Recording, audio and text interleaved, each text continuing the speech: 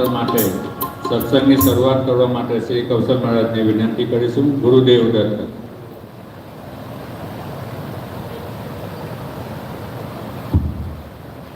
અવધૂત ચિંતન શ્રી ગુરુદેવ દત્ત. અવધૂત ચિંતન શ્રી ગુરુદેવ. અવધૂત ચિંતન શ્રી ગુરુદેવ.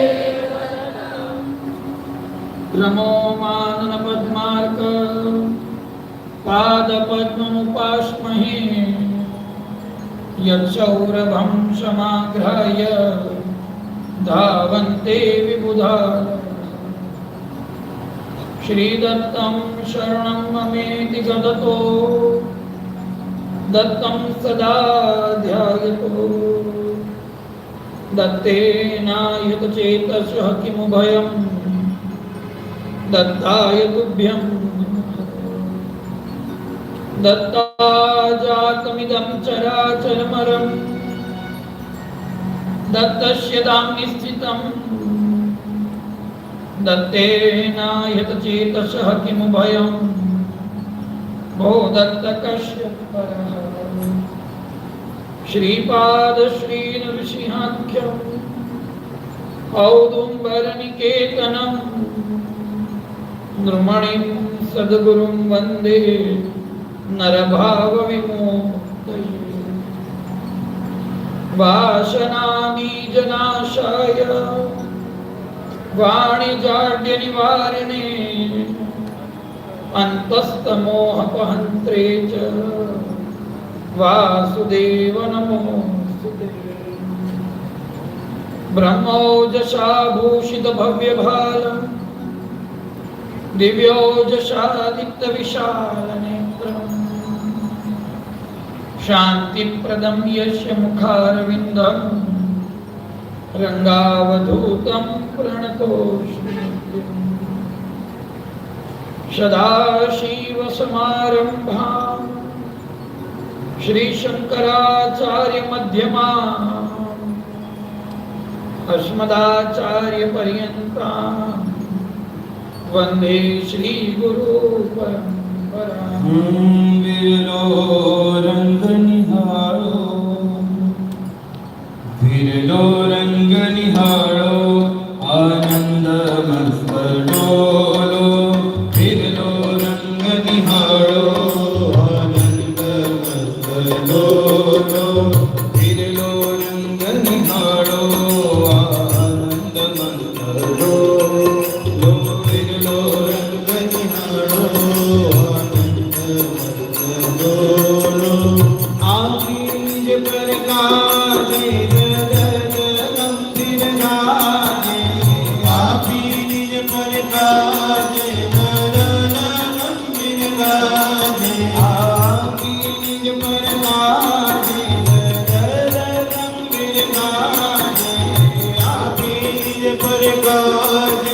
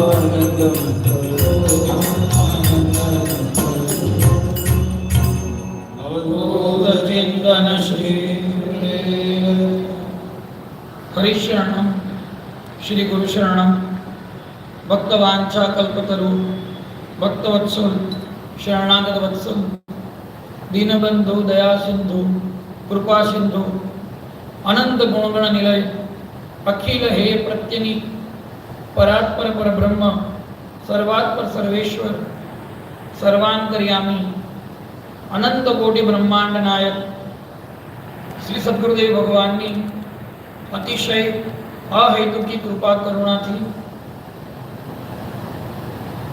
નાની દિવાળી કહેવાય છે એવા હોળીના પૂર્વ દિવસોમાં પવિત્ર એવા ફાલ્ગુન માસમાં રંગ 48 ગાવાનો મહિમા જે દિવસનો છે એ રવિવારના પવિત્ર દિવસે ધર્મપ્રાણ નગર કરજણની અંદર નવનિર્મિત થઈ રહેલા આ નિર્માણની વચ્ચે આપણે સૌ માનવ જન્મનું સર્વોત્કૃષ્ટ ફળ સત્સંગ ગુરુ મહારાજના અનન્ય કૃપાપાત્ર પરમ આદરણીય શ્રી ગોવિંદભાઈ ઉપાધ્યાય ગોવિંદ દાદાની ગુરુ મહારાજના ચરણ પર સમર્પિત કલમ રંગ 48 ના માધ્યમથી 3 દિવસ પર્યંત સુલભ કરી રહ્યા છીએ. પહેલા 2 દિવસ દરમિયાન લગભગ આપણે 32 પંક્તિઓ ઉપર ચર્ચા કરી ચૂક્યા છીએ અને બાકીની શેષ પંક્તિઓ ઉપર આજે ચર્ચા ખૂબ ભાવવાહી રીતે સંપન્ન થઈ જ જશે. આપણે ગઈકાલે છેલ્લે કઈ પંક્તિની ચર્ચા કરી હતી?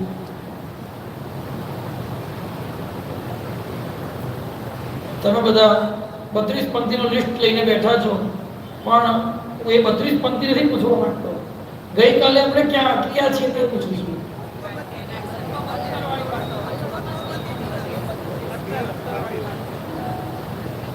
તેરે સુગંધિત તારે દ્વાર લઈને ઉભો તો મહારાજ રાત્રે સ્વપ્નમાં જઈનાથ તેરે સ્વીકાર્યું તે સાક્ષાત એવા દીન દયાળો નાથ કેમ ન ઝાલે મારો હાથ. દોડ દોડ ઓ સદગુરુનાથ હું છું તારો દીન અનાથ તું વિણ મારું કોઈ ન સાથ સીધી તું ઉભે છે ભારત. ત્યાં સુધી આપણે ચર્ચા કરી ચૂક્યા છીએ. ગઈકાલે એવું પણ નિવેદન કરવામાં આવ્યું હતું કે 4 પ્રકારના ભક્તો છે. એનો ક્રમ શ્રી ગુરુલામૃતમાં બાપજીએ પ્રથમ અર્થાર્થી, પછી આર્ત, ત્રીજા જિજ્ઞાસુ અને ચોથા મુક્ત જ્ઞાની અથવા પ્રેમી. આ પ્રકારનો બાપજીએ શ્રી ગુરુલામૃતમાં ક્રમ મૂક્યો છે. પણ અહીંયા આગળ ગોવિંદ કાકાએ આ ક્રમ થોડોક અલગ રીતે મૂક્યો છે. એનો અર્થ એવો નથી કે ગોવિંદ કાકા બાપજી કરતા ડાયા છે એવું કહેવા માંગે છે, એવું નથી. મૂળ આ 4 પ્રકારના ભક્તોનો ઉલ્લેખ વૈદિક સનાતન સાહિત્યમાં શ્રીમદ ભગવદ્ ગીતામાં ભગવાન શ્રી કૃષ્ણ પરમાત્માએ સ્વયં કર્યો છે. અને શ્રીમદ ભગવદ્ ગીતામાં જે પ્રકારે ક્રમ ભગવાને બતાવ્યો છે એ પ્રકારે ક્રમ ગોવિંદ કાકાએ બતાવ્યો છે. શ્રીમદ ભગવદ્ ગીતામાં સાક્ષાત યદુનંદન ભગવાન શ્રી કૃષ્ણચંદ્ર અર્જુનને કહે છે કે 4 પ્રકારના ભક્તોમાં પહેલો ભક્ત છે આર્ત, બીજો છે અર્થાર્થી, ત્રીજો છે જિજ્ઞાસુ અને છેલ્લો છે મુક્ત જ્ઞાની કે પ્રેમી. ભગવદ ગીતાનો શ્લોક છે આર્થો અર્થાર્થી જિજ્ઞાસુ. પહેલા આર્ત કહ્યું છે. એ જ ક્રમ અહીંયા ગોવિંદ કાકાએ રંગ 48 માં લીધો છે.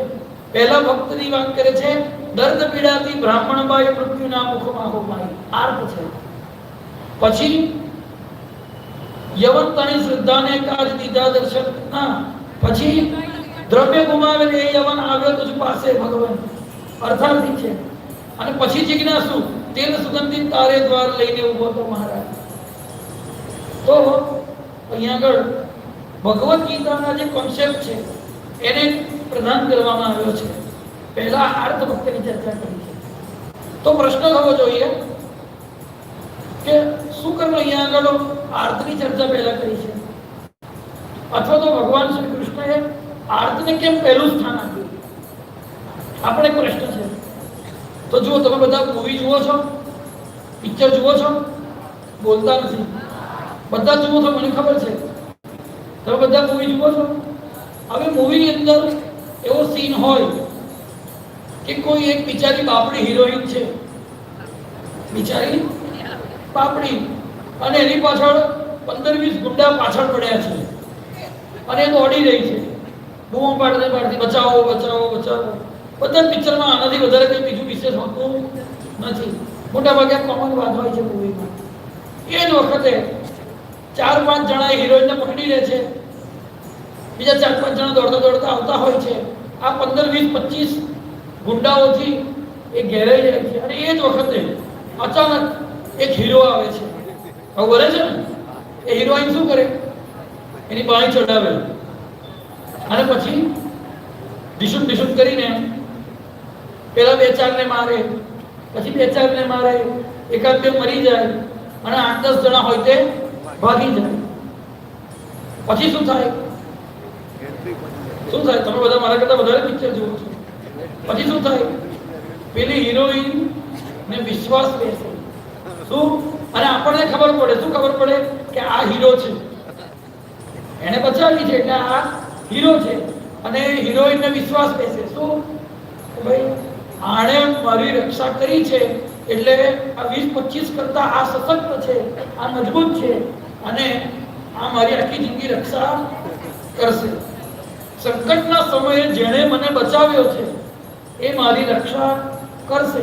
આવો હિરોઈનને એના ઉપર વિશ્વાસ બેસે. એટલે તરત લગ્ન ના કરી લે.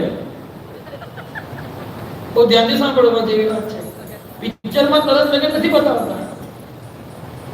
હિરોઈનને પહેલા એના પર વિશ્વાસ બેસે એટલે મોબાઈલની નંબરની આપ લે કરે, પછી એની જોડે વાતો શરૂ કરે, પછી એ ડિમાન્ડ કરે કે મારી જોડે નાનો મોબાઈલ છે, મને મોટો મોબાઈલ લઈ આપ. એટલે પેલો એને વેલેન્ટાઇન ડે ના દિવસે ગિફ્ટ આપે. ગિફ્ટ આપે ને. આવું જુઓ છો તમે બધા પિક્ચરમાં? કોઈ બોલતું નથી.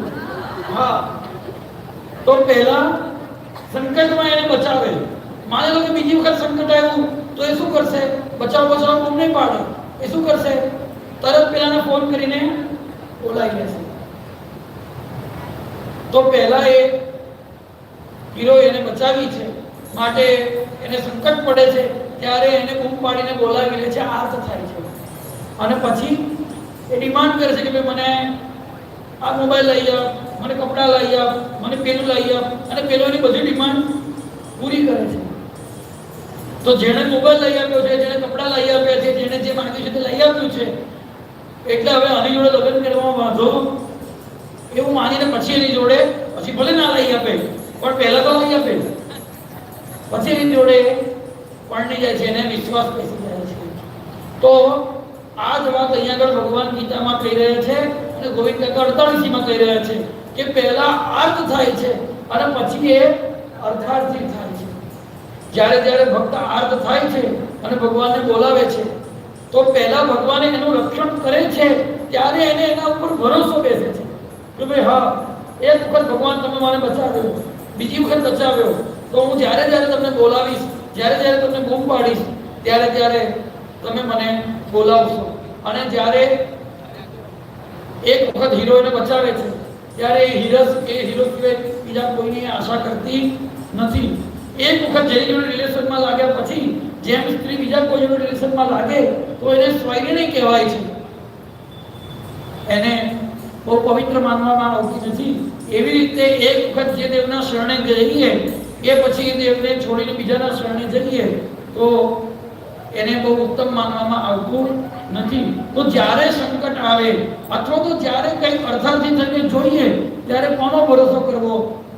ગોવિંદ કાકા એમના ભજનમાં કહે છે, મારા રંગના વિશ્વાસે તો કોઈ નહીં, ઓ મારા રંગના વિશ્વાસે તો કોઈ નહીં, મારા રંગના વિશ્વાસે તો કોઈ નહીં.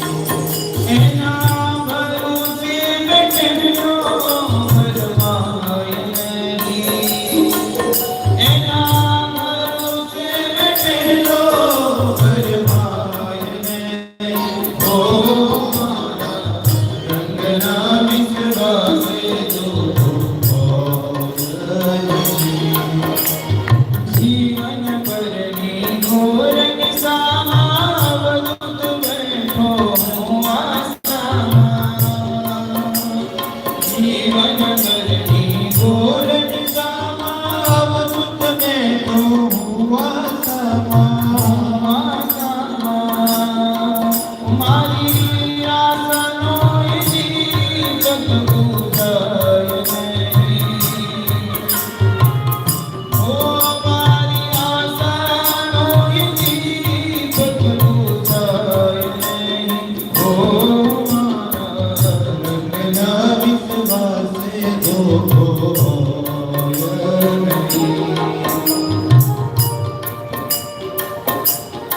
આ ભજન બંને પ્રકારના ભાવોથી મિશ્રિત છે, અર્થાર્થી પણ છે અને આર્થ પણ છે.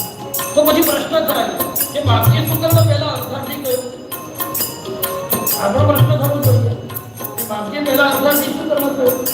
બાપજી એટલા માટે અર્થાર્થી કહ્યું કે જ્યાં સુધી આપણને અર્થ પ્રાપ્ત થતો નથી ત્યાં સુધી આપણે આર્થ થઈ શકતા નથી.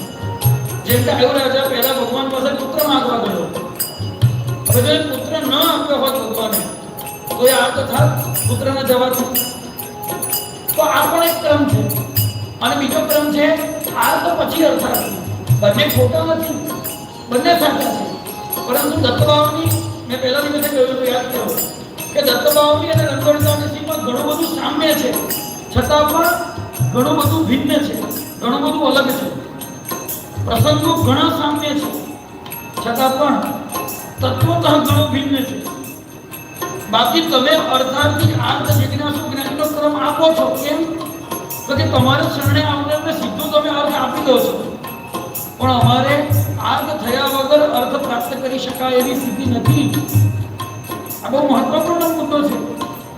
માટે અહીંયા ગોવિંદ કાકાએ ગીતાનો આશ્રય લઈને પહેલા આર્થ મૂક્યા, અર્થાર્થી, પછી જિજ્ઞાસુ.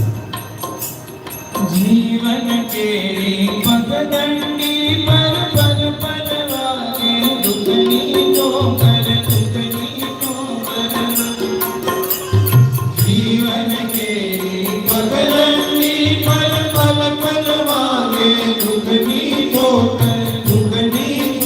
कर हमारा दुखना विश्वासे तो कर पार नहीं हमारा दुखना विश्वासे तो कर पार नहीं हो हमारा दुखना विश्वासे तो नहीं हो हमारा दुखना विश्वासे हो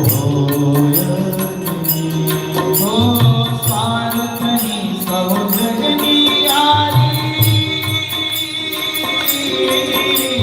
सारथनी सौजगनी साथ सदाता बने न्यारी सारथनी सौजगनी स्वार्थ सदाए बने न्यारी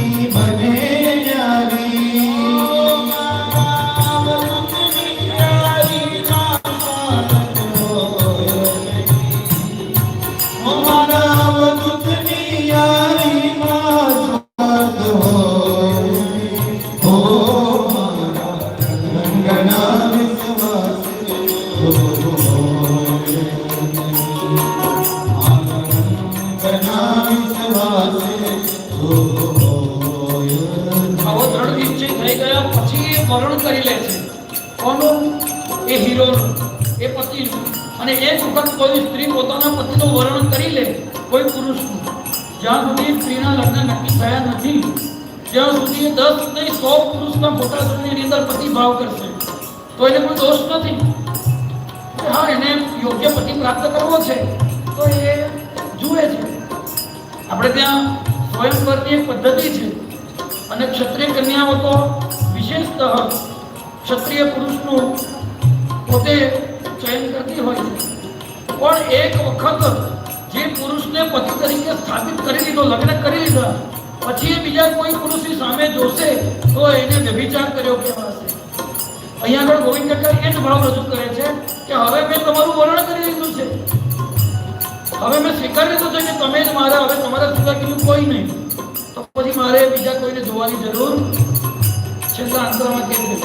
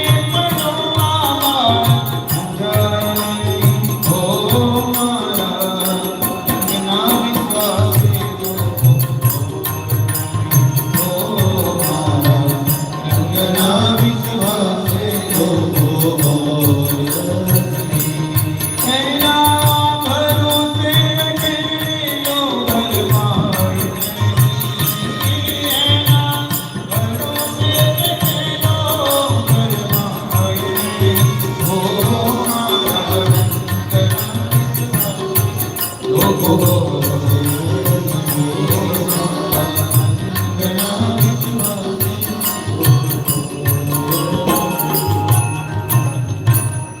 આર્ત રંગ 48 માં પહેલા આર્ત, પછી અર્થાર્થી, પછી જિજ્ઞાસુ, ત્રણ પ્રકારના ભક્ત ચરિત્રની આપણે ચર્ચા ગઈકાલે કરી ચૂક્યા છીએ. આ દુનિયામાં જેટલા માણસો છે એમાં બહુ ઓછા ભક્ત છે, અને જે ભક્તો છે એમાં 90% આર્ત અને અર્થાર્થી છે. એ ખોટા નથી, बुरा नहीं है, लेकिन पूरा भी नहीं है. જેમ કે કોઈ વ્યક્તિને MBBS ની ડિગ્રી મેળવવી છે, કોઈ વ્યક્તિને MBBS ની ડિગ્રી મેળવવી છે તો એ 10મા સુધી ભણે, 12મા સુધી ભણે, પછી નીટની એક્ઝામ જ ના આપે તો એને મેડિકલમાં એડમિશન મળશે નહીં મળે, ડિગ્રી મળશે નહીં મળે. એવી રીતે મનુષ્ય જીવનના મુખ્ય 4 ધર્મ, અર્થ, કામ અને મોક્ષ 4 પુરુષાર્થ બતાવ્યા છે. તો જ્યાં સુધી જિજ્ઞાસુ નહીં થાય, જ્યાં સુધી ભજન કરીને મુક્ત નહીં થાય, ત્યાં સુધી માનવ જન્મનું સર્વોત્કૃષ્ટ ફળ એને પ્રાપ્ત નહીં થાય. તો આર્ત રહેવું, અર્થાર્થી રહેવું એ ખોટું નથી. કેમ? એ બહાને પણ ભગવાનનું તો ભજન થઈ રહ્યું છે, પરંતુ એ પૂર્ણ નથી, અપૂર્ણ છે. बुरा नहीं है लेकिन पूरा भी नहीं है. માટે ત્રીજો છે જિજ્ઞાસુ. હવે જેને જે હીરોએ આવીને હિરોઈનનો જીવ બચાવ્યો, એની લાજ બચાવી, એને જે જોઈએ છે તે આપે છે, ત્યારે એને એમ થાય છે કે ભાઈ લગ્ન તો કરું. લગ્ન કર્યા પછી અથવા તો લગ્ન કરતા પહેલા એને એમ થાય છે કે ભાઈ આની અંદર શું ગુણ છે એ જોવું તો ખરી. એમ જે ભગવાને રક્ષા કરી છે, જે ભગવાન 2 લાખના 12 લાખ કરી આપે છે, જે ભગવાન 2 ગાડીની 6 ગાડી કરી આપે છે, એ ભગવાન કેવા છે, એ પ્રભુ કઈ શક્તિથી આવું કરી રહ્યા છે, એ પ્રભુનું શું સામર્થ્ય છે, એમના શું વિશિષ્ટ ગુણો છે, એ કેવા છે, એવું જાણવાની જેને જિજ્ઞાસા થાય છે એ જિજ્ઞાસુ છે. તો 3 પ્રકારની અંદર પ્રાયઃ મોટા ભાગનું જગત અથવા તો ભક્ત જગત વિભાજિત થયેલું છે. 3 છે. પરંતુ ચોથો પ્રકાર છે મુક્તનો, ચોથો પ્રકાર છે પ્રેમીનો, ચોથો પ્રકાર છે જ્ઞાનીનો. હવે જ્યાં સુધી આપણા હૃદયમાં એ સ્થિતિ પ્રાપ્ત થઈ નથી ત્યાં સુધી એનું આકલન આપણે કેવી રીતે કરી શકીએ? છતાં પણ ગુરુ મહારાજના ચરિત્રને ધ્યાનમાં લઈને, ગુરુ મહારાજના જ લીલા પ્રસંગને ધ્યાનમાં લઈને એનો થોડો ત્યાસ કાઢી શકાય. મુક્તનું લક્ષણ છે એને ભગવાન પાસે જવું પડતું નથી, ભગવાન એની પાસે આવે છે. પ્રેમીનું આ પ્રધાન લક્ષણ છે. કબીર સાહેબની એક સાખી છે, તાકે પીછે હરી ફિરે કહત કબીર કબીર, તાકે પીછે હરી ફિરે કહત કબીર કબીર. એને ભગવાનની પાસે જવું પડતું નથી, ભગવાન કૃપા કરીને એની પાસે આવે છે. અથવા એ ભગવાન પાસે જાય છે તો ભગવાન તરત જ એ જેવી ઈચ્છા કરે છે એવું રૂપ ધારણ કરી લે છે. જેમ કે તુલસીદાસજી મહારાજ વૃંદાવન ગયા અને બાકી બહેરાજીના દર્શન કરવા ગયા તો ભગવાનના દર્શન કરતાની સાથે થોડુંક એમનું મોં મુરઝાઈ ગયું. કટાણું મોડું કરીને કહે છે, કહા કહું છબી આજ કી ભલે બિરાજો નાથ, તુલસી મસ્તક તબન અને ધનુષ બાણ લો હાથ. તમે હાથમાં ધનુષ બાણ દેશો, રામ સ્વરૂપ ધારણ કરશો તો હું તમને નમન કરીશ, એ વગર હું નમન ના કરું. એક વ્યક્તિએ શંકા ઉઠાવી કે તુલસીદાસજી જ્ઞાની છે તો એમને ખબર હોવી જોઈએ કે આજ મારા રામજી છે તો પ્રણામ કરવા જોઈએ ને. તુલસીદાસજી જ્ઞાની છે પરંતુ જ્ઞાનીની સાથે પ્રેમી છે. જેવી રીતે પત્ની પોતાના પતિને હકથી કરી શકે કે નહીં, લાલ જર્સી નથી પહેરવાની, લીલી પહેરો, ભૂરી નથી પહેરવાની, પીળી પહેરો, તો પતિએ પત્નીનું માન રાખવા માટે, મન રાખવા માટે કે તેવું કરવું પડે છે. એવી જ રીતે તુલસીદાસજીની અંતરંગ ભક્તિ છે. આપણાથી ના કહેવાય કે ભગવાન ધોળા કપડા કાઢી નાખો, લીલા પહેરી લો, કારણ કે આપણા હૃદયમાં એટલો પ્રેમ નથી, એટલો અધિકાર આપણો નથી. પણ જે એવા પ્રેમી છે એવો અધિકાર કરે છે અને એ અધિકારને વશ થઈને કિત મુરલી કિત ચંદ્રિકા કિત ગોપીન કે સાજ અપને જન કે કારણે શ્રી કૃષ્ણ ભયે રઘુનાથ અવધ ધામ ધામાધિપતિ અવતારણપતિ રામ सकल कलापति जानकी दासनपति हनुमान भगवान बिहारीजी अवध बिहारीના સ્વરૂપમાં તુલસીદાસજીને દર્શન આપે છે.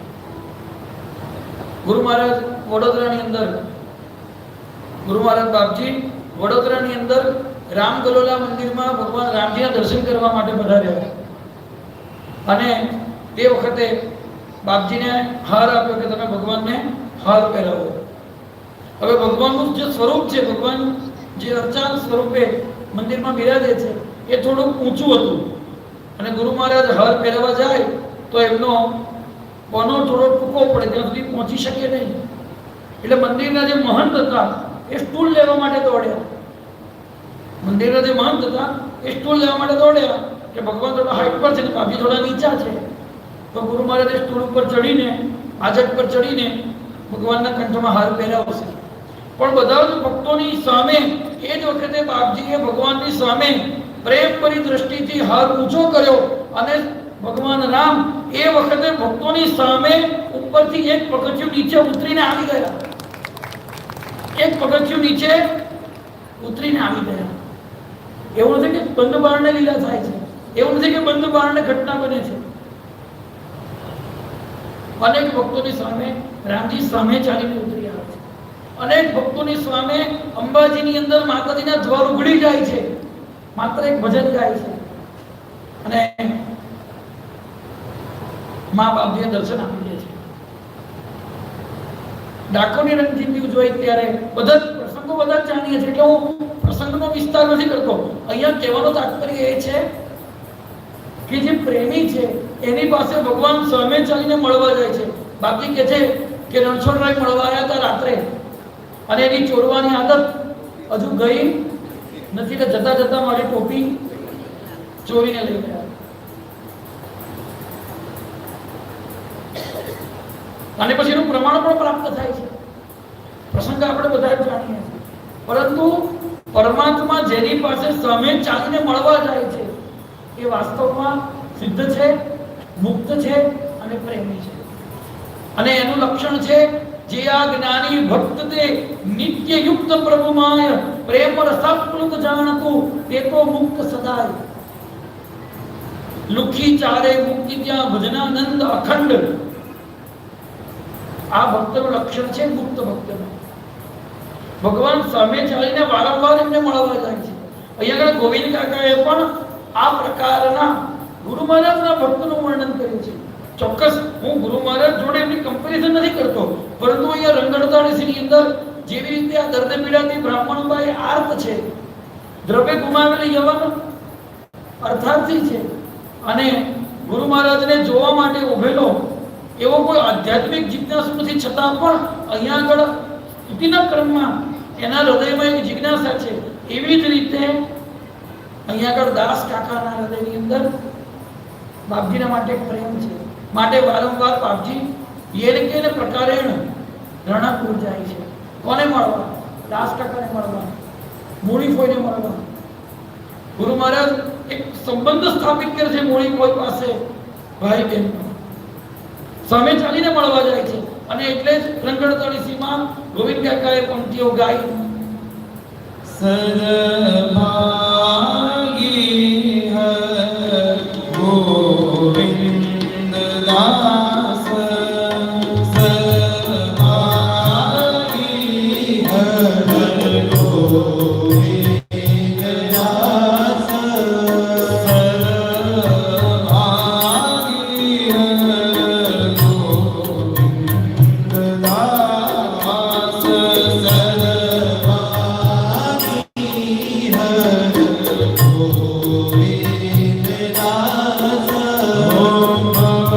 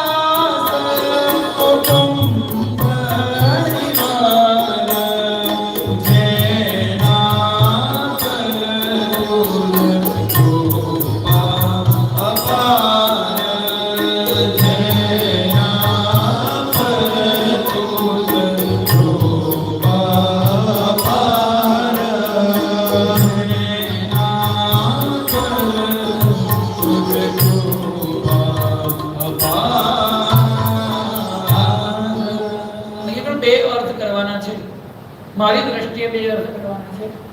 દાસ કાકાની વાત છે રણાપુરના, બીજી પંક્તિમાં પોરના દાસ કાકાની વાત છે. પણ થોડેક સ્વતંત્ર અર્થ કરવાની વક્તાને છૂટ હોય છે. જન જન દાસ કુટુંબ પરિવાર, જે ભગવાનના ચરણનો દાસ થયો છે, પછી એ ખાલી દાસ કાકાની વાત નથી, આપણા માટેની વાત છે. જે ભગવાનના ચરણનો દાસ થયો છે એના કુટુંબ અને એના પરિવાર ઉપર સમગ્ર, એના કુટુંબ પર, એના પરિવાર પર, સમગ્ર કુટુંબ પરિવાર પર ગુરુ મહારાજ તમારી અપાર કૃપા છે. અને ખરેખર મજાની વાત એવી છે કે એ દાસ ઉપર કૃપા તો થાય જ છે, પરંતુ ઘણી વખત એવું બને છે એ દાસ કરતા વિશેષ એના કુટુંબ પરિવાર પર કૃપા થાય. અને એનું સૌથી ઉત્કૃષ્ટ દ્રષ્ટાંત છે નિરંજન. સૌથી ઉત્કૃષ્ટ દ્રષ્ટાંત. સાયમદેવ ઉપર ભગવાને કૃપા તો કરી જ, પરંતુ કેટલી પેઢી પછી નિરંજન ઉપર કૃપા કરી. એક વખત જેણે ગુરુ મહારાજનું શરણ ગ્રહણ કર્યું છે એનો પરિવાર ભલે ગમે તેમ થોડો વખત માટે આગો પાછો થઈ જાય, પરંતુ એક દિવસ એવો ચોક્કસ આવે છે કે વહેલા કે મોડા એના વંશજો ગુરુ મહારાજના શરણે જાય છે ને જાય છે. એક વખત ગુરુ મહારાજ જેને સ્વીકારી લે છે એને એના કુટુંબ ખાનદાન સાથે સ્વીકારી લે છે. અથવા બીજી પરિસ્થિતિ એવી બને છે કે આગળ જતા એનો વંશજ ગુરુ મહારાજ લીન કરી દે છે. કેમ? તો કે બસ એને સંપૂર્ણ રીતે સ્વીકારી લીધો છે. ઘણા કોઈ એવો પ્રશ્ન કરે ભાઈ અમારે આગળ વંશ ના હોય તો? વંશ નથી તો એનો અર્થ છે કે બસ ત્યાં આગળ ગુરુ મહારાજ એને મુક્તિ આપી દીધી. અને જો એના હૃદયમાં કામના છે વંશની, તો પુત્ર પૌત્ર ધન ધાન્યની સદા વૃદ્ધિ ગ્રહમાં. વિશુદાદા કહેતા કે એક શ્લોક, એક દોરો વાંચીને કાયમ માટે ગુરુના અમૃતનો આશ્રય ગ્રહણ કરી લીધો. એક દોરો વાંચીને કે જો આટલું બધું મળતું હોય તો પછી આ ગ્રંથનું સેવન કેમ ન કરવું જોઈએ? તો એને અવિચ્છિન્ન સંતતિ ગુરુ મહારાજના ચરણે રહે છે. ઉપરના જે ત્રણ ભક્તો છે બહુ ધ્યાનથી સમજવા જેવી વાત છે. આ વાત બહુ સરળ છે પણ સૂક્ષ્મ છે. અર્થ, અર્થાર્થી ને જિજ્ઞાસુ, આ ત્રણ દુઃખના મારે ભગવાન પાસે આવ્યા છે, સંકટના મારે ભગવાનની પાસે આવ્યા છે, અશક્ત થઈને ભગવાનની પાસે આવ્યા છે. પણ રણાપુરના દાસ કાકાની વાત કરું, એ અશક્ત થઈને બાપજી પાસે નથી આવ્યા. એ સામર્થ્યવાન થઈને ગુરુ મહારાજ પાસે સમર્પિત થયા છે. એક છે અશક્તિમાન થઈને ગુરુ પાસે જવું, પ્રોબ્લેમમાં ગુરુ મહારાજની પાસે જવું, અને બીજું છે પ્રોગ્રેસિવ થઈને ગુરુ મહારાજની પાસે જવું. જ્યારે પ્રોબ્લેમમાં હોઈએ ત્યારે તો સ્વાભાવિક છે કે બધા જાય ભગવાનને યાદ કરે, ભગવાનના શરણે જાય, કંઈક જોઈતું હોય તો ભગવાનની પાસે જાય. પ્રોબ્લેમમાં તો બધા જાય, પરંતુ જે પ્રોગ્રેસમાં છે એમનો ધંધો ખૂબ સારો ચાલે છે સોનીનો, પણ ગુરુ મહારાજ કહે છે કે હું સોનીનો ધંધો કરતો હોય એનું મનને લેતો નથી, તો એમના બધા ઓજારો નર્મદાની અંદર પ્રવાહિત કરી આવે છે. આ સમર્પણ છે. સદભાગી હર ગોવિંદાસ કેમ? તો કે એમણે પ્રોગ્રેસની અંદર સમર્પણ કર્યું.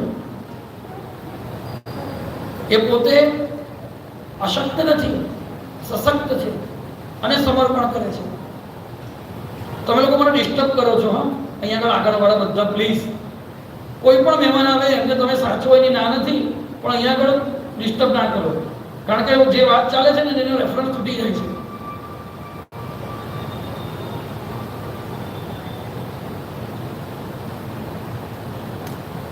મહત્વ ગુરુ મહારાજના શરણે જવાનું છે, મહત્વ ભગવાનના શરણે જવાનું છે. પણ જે દુઃખનો માર્ગ જાય છે, સારું છે કે ચાલો એ ભગવાનના શરણે ગયો અને એનું દુઃખ દૂર થયું, એને જે કંઈ જોઈતું હતું તે મળી ગયું, પણ એ ધન્ય નથી. ધન્ય તો એ છે કે જે સશક્ત છે છતાં ભગવાનના શરણે જાય છે, પ્રોબ્લેમમાં ભગવાનની પાસે જાય છે, એને ધન્ય નથી કીધું. સદભાગી દર્દે પીડાજીને નથી કીધી, સદભાગી યવનને નથી કીધા, પણ સદભાગી કોને કીધા છે? દાસ કાકાને. સદભાગી કોને કીધા છે? પોરના દાસ દાદાને. કેમ કયા છે? કારણ કે એ સશક્ત છે, એ સામર્થ્યવાન છે, એ પ્રોગ્રેસિવ છે, ખૂબ શ્રીમંત છે, ખૂબ પૈસો છે, અને ગુરુ મહારાજના શરણે જાય છે. કશું મેળવવા માટે નહીં જતા. શેના માટે જાય છે? પ્રેમથી જાય છે. શેના માટે જાય છે? એમને ગુરુ મહારાજ માટે પ્રેમ છે માટે જાય છે. શેના માટે જાય છે?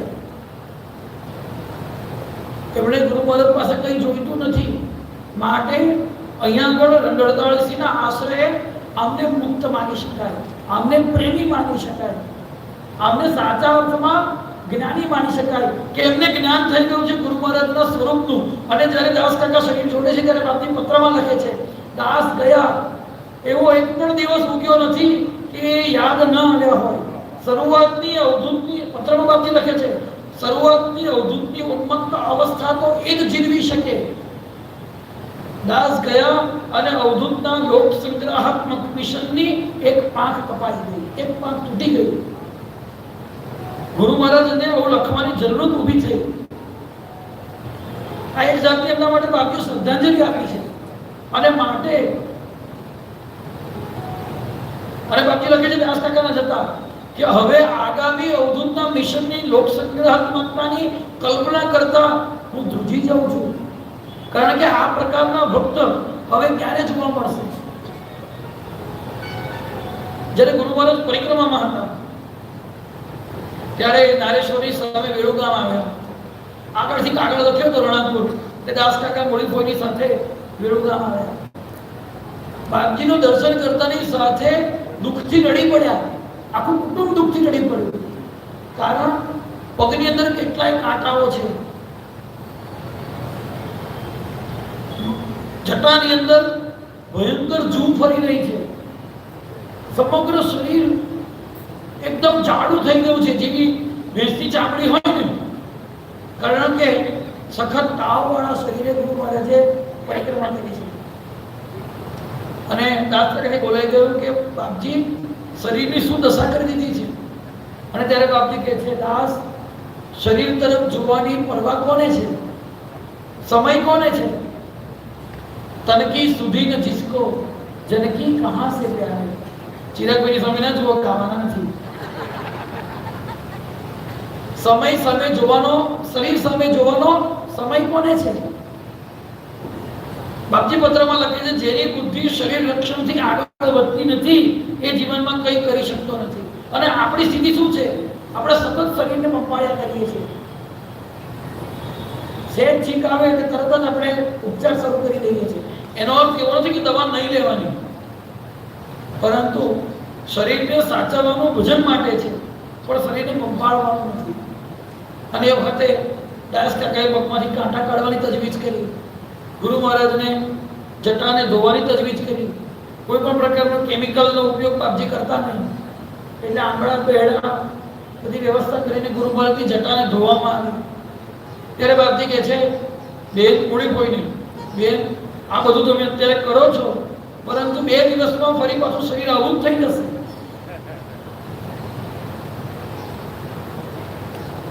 વરખડની અંદર એક બ્રાહ્મણ દંપતી, વરખડમાં એક બ્રાહ્મણ દંપતી પરિક્રમા દરમિયાન ગુરુ મહારાજ એમને ત્યાં આગળ નર્મદે હર કરીને ઉભા રહ્યા. એટલે ઘરના જે ડોશીમાં હતા એમણે કીધું, મહારાજ શું લેશો? તો બાપજીએ કીધું કે મને થોડું ગોળનું પાણી જોઈએ છે અથવા ગોળ જોઈએ છે. તો કે ના બીજું કંઈ જોઈએ? તો કે ના મારે બીજું કંઈ જોઈતું નથી. તો કે અમે બ્રાહ્મણ જ છીએ, સોળું પાડીએ છીએ. આપી કે પણ મારે તો થોડો ગોળ જ જોઈએ છે. તો કે સારું, હું તમને ગોળ પણ આપું છું અને ગોળનું પાણી એ બનાવી આપું છું. એટલે આપણે બાપજીને ગોળનું પાણી પણ બનાવી આપ્યું. તો કે લાવો તમારી જોડે કે ડબ્બો હોય તો આપો, એટલે હું તમને ગોળ ભરી આપું. બાપજી શું કહે છે? બાપજીને કહે છે, માજી તમારી જોડે ગોળનો ડબ્બો ભરવા માટે કે ડબ્બો હોય ગોળ ભરવા, તો ડબ્બો આપો, તો ભરી આપું. બાપજી કે હું એવું કંઈ રાખતો નથી. જોડેની અંદર એક ઉલ્યું, દંત મંજની ડબ્બી અને 2 લંગોટ સિવાય વધુ તે કંઈ રાખ્યું નથી. એટલે માજીએ એક પિત્તળના ડબ્બાની અંદર, નાના પિત્તળના ડબ્બાની અંદર દબાવીને ગોળ ભરી આપ્યો અને બાપજીને ગોળનું પાણી પીવડાવ્યું. વરખડ નર્મદા કિનારે ગામ છે, વરખડની વાત છે. ગુરુ મહારાજ ગોળનું જળ પીને ગોળનો ડબ્બો લઈને આગળ નીકળી ગયા. વર્ષો વીતી ગયા.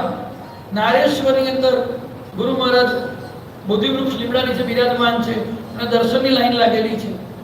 અને દર્શન કરતા કરતા એ માજીનો નંબર આવ્યો. એ માજી દર્શન કરવા આવ્યા.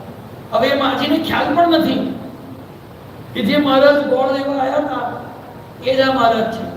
એટલે કે બધું કેટલાય પરિક્રમાવાસીઓ આવે અને જે પરિક્રમાવાસીની સેવા કરતા હોય છે એ કેટલાને યાદ રાખે. એટલે જેવા એ માજી પગે લાગવા ગયા ત્યાં બાપજી કહે છે, માજી તમારો ગોળ તો બહુ ચાલ્યો. હા, શું કહે છે? તમારો ગોળ તો થવું જોઈએ કેવું? એટલે માજીને યાદ રહેવું જોઈએ કે આ મહારાજ તમે કંઈક જોયેલા છે પણ તે ગોળ લઈ ગયા હતા. અત્યારે એવું છે કોઈ ભક્ત કંઈ આપે ને તો યાદ કરાવે. મેં પેલી શાલ આપી છે તે પહેરાવી હતી, મેં પેલો વાઘો આપ્યો તો પહેરાવ્યો હતો. પણ અહીંયા અને એવું પણ બને છે કે આપીને ભૂલી જાય, બીજી વખત દર્શન કરવા આવે ત્યારે ભગવાન એનો વાઘો પહેરીને બેઠા હોય. આજે પણ આવી ઘટનાઓ બને છે. બાપજી કહે છે, માજી તમારો ગોળ તો બહુ ચાલ્યો. હા, અને ત્યારે માજીને ખ્યાલ આવ્યો આ તો પેલા જ મહારાજ છે. અને બાપજીએ કીધું કે ડબ્બો હજુ મેં સાચવી રાખ્યો છે. અને માજી કર કરીને કહે છે, બાપજી મારા ઘરે આવો. તમે વરખડ આવ્યા પણ હવે અમે રહીએ છીએ, તમે રાજપીપળા પધારો. બાપજી કહે છે, અમુક દિવસે આવવાનો છું ત્યારે હું આવીશ. ગુરુ મહારાજ એમના ઘરે ગયા. જ્યાં ગુરુ મહારાજ એમના ઘરમાં પગ મૂક્યો ત્યારે બંને પતિ પત્ની એટલા બધા હર્ષ વિભોર થઈ ગયા કે એમની આંખમાંથી દળદળ આંસુ વહેવા લાગ્યા. એમને કરવું હતું પાદુકા પૂજન, પરંતુ એમણે આંસુથી ગુરુ મહારાજના ચરણ પર અભિષેક કર્યો અને પછી કીધું બાપજી પાદુકા પૂજન. તો બાપજી કે તારું પાદુકા પૂજન થઈ ગયું, તમારું પાદુકા પૂજન થઈ ગયું. આ જ પ્રકારનું પૂજન દાસ કાકા, મૂળી ફોઈ, રૂકમણીબાઈએ વેણુ ગામમાં કર્યું. ગુરુ મહારાજને જોયા અને ગુરુ મહારાજ ઉપરના પ્રેમના કારણે એમની આંખો છલકાઈ આવી. બાપજી પરિક્રમા કરતા કરતા જ્યારે નારેશ્વર આવ્યા અને કોણામાં રાત રોકાયા ત્યારે એ વખતનું જે નાનું સરખું મંડળ લીલોડનું, સાયરનું, રણાપુરનું, કોણાનું બધા ભેગા થયા. રાત્રે બધાએ ભજન કર્યું. સવારમાં ગુરુ મહારાજ આગળ રણાપુરમાં મુકામ કરવાના છે. એટલે મધ્યરાત્રિએ મૂડી ફોઈ અને એમના બા રૂકમણી બા ઉઠી ગયા અને દમણું તૈયાર કરી દીધું. અને મૂડી ફોઈને બા કહે છે મૂડી ફોઈને કે આપણે બાપજી કરતા પહેલા પહોંચી જઈએ કે જેથી બાપજી આવે તો આપણે બધી એમની તૈયારી કરી શકીએ. દમણાની અંદર લોકો કોણાથી રણાપુર બહુ નજીક છે, તમે બધા જોયું જ છે. જ્યારે ઓ ફાટી સૂર્યોદય થયો એ સમયે લોકોએ ગામમાં પ્રવેશ કર્યો. ગામમાં પ્રવેશ કર્યો ત્યારે લોકોને અગા પાછા દોડતા જોયા. એટલે રૂકમણીબાઈએ પૂછ્યું કે આટલી દોડાદોડ કેમ કરે છે લોકો? તો કે કેવરના બાપજી આવીને સત્યનારાયણના મંદિરમાં બેઠા છે. બાપજી તો ચાલતા આવ્યા, કેવરના બાપજી આવીને સત્યનારાયણના મંદિરમાં બેઠા છે. એટલે મૂળી ફોઈથી એમની બા આગળ બોલી દેવાયું ગામની ભાગોળે કે બા આ બાપજી પાંખો ફૂટી છે, ઉડીને આવી ગયા. એટલે જલ્દી આવી વાત કરતા કરતા બંને જણા બાપજીને નમસ્કાર કરવા સત્યનારાયણના મંદિરમાં પ્રવેશ કરે છે.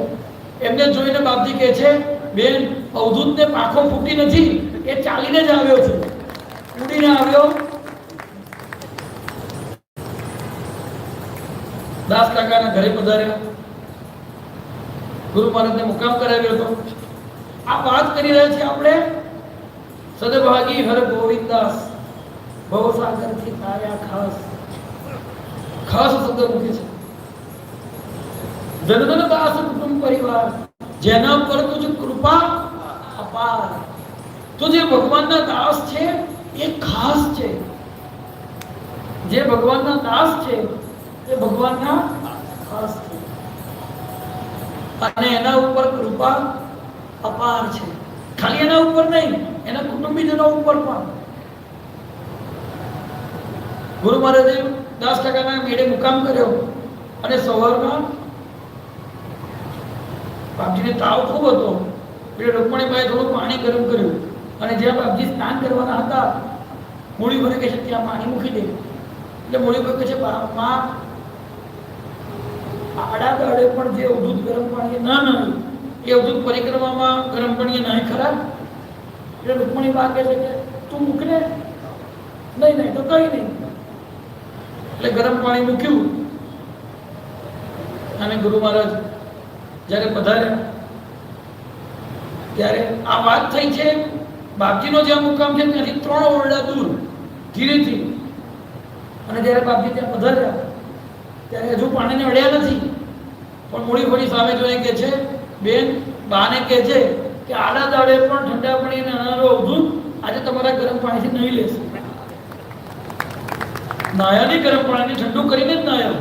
માજીવાળો પ્રસંગ તો બધાને ખબર જ છે કે પાણી એ જ પાણીને થોડું ઠંડુ થવા દીધું પછી સ્નાન કર્યું. પરંતુ આવા અંતર્યામી અવધૂત રણાપુરથી દાસ કાકા બાપજીની સાથે થઈ ગયા પરિક્રમામાં. ક્યાં સુધી? ગરુડેશ્વર સુધી. ગરુડેશ્વરમાં બાપજીને ઠોકર વાગી. ગરુડેશ્વર બાપજીને ઠોકર વાગી, પગ લંગડાવા લાગ્યો. આવી સ્થિતિમાં તાવ છે, પગ લંગડાય છે, ઠોકર વાગી છે, એટલે દાસ કાકા બાપજીને મૂકીને જવા માટે તૈયાર થતા નથી. બાપજી વારંવાર કહે છે કે દાસ તમે જાઓ પાછા. બાપજી તમને આવી હાલતમાં મૂકીને કેવી રીતે જવાય? એટલે બાપજી યોગ શક્તિનો પ્રયોગ કરે છે અને એકદમ સ્વસ્થ થઈ જાય છે. અને ત્યાંથી 9 કિલોમીટર આગળ કેવડિયા કોલોની સુધી જાય છે અને દાસ કાકાને પાછા મોકલવાની આજ્ઞા કરે કે જો હું સ્વસ્થ થઈ ગયો. જેવા દાસ કાકા જાય છે અને ફરી પાછા એ જેવા હતા તેવા તાવવાળા થઈ જાય છે. તો અહીંયા આગળ કહેવા પાછળનું તાત્પર્ય છે આવા પરમ પ્રેમી, પરમ અનુરાગી શરણાગત ભક્ત ઉપર ગુરુ મહારાજની એવી કૃપા થાય છે કે એમના સમગ્ર કુટુંબને ગુરુ મહારાજ પોતાનું માને છે. એ વખતે પણ એવા અનેક પરિવારો હતા કે જેમને ગુરુ મહારાજ જોડે કૌટુંબિક સંબંધ હતા, ગરોબો હતો. આજે પણ એવા અનેક પરિવારો છે કે જેમને ગુરુ મહારાજ જોડે એવો ગરોબો છે. બસ ખાલી આપણે વિચારવાનું કે આપણો પરિવાર એવો ન થઈ શકે કે આપણે પણ ગુરુ મહારાજ જોડે એવો કૌટુંબિક સંબંધ સ્થપાય. બાપજીએ મોડી ફોઈને બેન કહ્યા. પ્રત્યેક ભાઈબીજના દિવસે બાપજી અચૂક રણાપુર પધારતા અને જ્યારે પાછા જાય ત્યારે રૂકમિણી બા દાડી દાડી દર્શન દેજો એમ કે, અને રૂકમિણી બાના પ્રાર્થનાના કારણે દર્શન દીજો દાડી સદગુરુજી મહારાજ એ ભજની રચના છે. વારંવાર ગુરુ મહારાજ એમના ઘરે જાય. જે સિદ્ધાંત કહ્યો કે જેને ભગવાન પાસે જવું ન પડે પણ ભગવાન સામે ચાલીને જેના ઘરે જાય એ પ્રેમી છે. અને જ્યારે ભગવાનને આવતા જોઈએ ત્યારે મૂળી ફોઈ હર્ષ વિભોર થઈને ગાય, સજની આવે અવધૂત હસતા,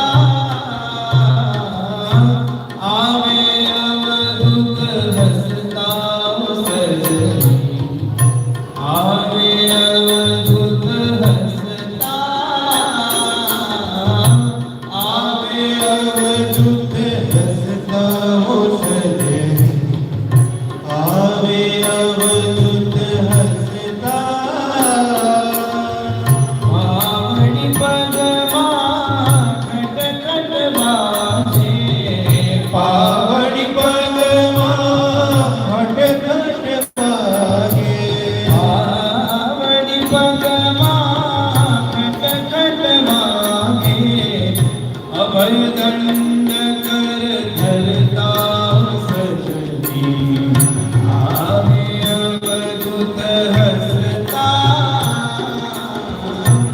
આવે અવધૂત હસતા સજની, આવે અવધૂત હસતા.